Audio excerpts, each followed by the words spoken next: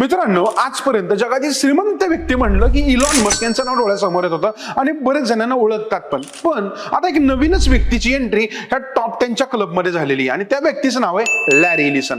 Larry इलिसन यांनी बुधवारी थोड्या वेळासाठी का होईना इलॉन मस्क यांना मागे टाकून जगातील सगळ्यात श्रीमंत व्यक्तीचा मान मिळवला. आता ही व्यक्ती ऑरेकल कॉर्पची निगडीत आहे. त्या कंपनीच्या शेअरमध्ये झालेल्या विक्रमी वाढीमुळे त्यांची संपत्तीमध्ये एवढी प्रचंड भर पडली आहे. ऑरेकलने क्वार्टरली रिझल्ट जाहीर केले आणि अॅनालिस्टच्या आणि त्यांचे काही रिझल्ट होते आणि अॅनालिस्टचे काही एक्सपेक्टेशन होते त्याच्यापेक्षाही चांगली कामगिरी कंपनीने दाखवली आणि चांगले संकेत पण दिले भविष्याचे. म्हणून एका दिवसामध्ये 89 अब्ज डॉलरची भर पडली. आता ब्लूमबर्गच्या बिलियनियर इंडेक्स नुसार एकूण संपत्ती 383 अब्ज डॉलर्सवर पोहोचलेली आहे. ही एका दिवसामधील संपत्तीची सगळ्यात मोठी वाढ समजली जाते. या वाढीमुळे इलन यांनी दिवसाचा बराच वेळ मस्क यांना मागे टाकलं होतं, पण एंड ऑफ द डे टेस्लाचे शेअर्स पण वाढले आणि पुन्हा मस्क टॉपला आले. परंतु आता ही चढाओढ सुरू झालेली आहे. तुम्हाला काय वाटतं, या दोघांपैकी कोण हेल्दी कॉम्पिटिशन जिंकू शकतं? दोघांपैकी कोणाचं बिझनेस मॉडेल स्ट्रॉंग आहे, कोणाचे बिझनेस स्ट्रॉंग आहेत? खाली कमेंट करायला विसरू नका.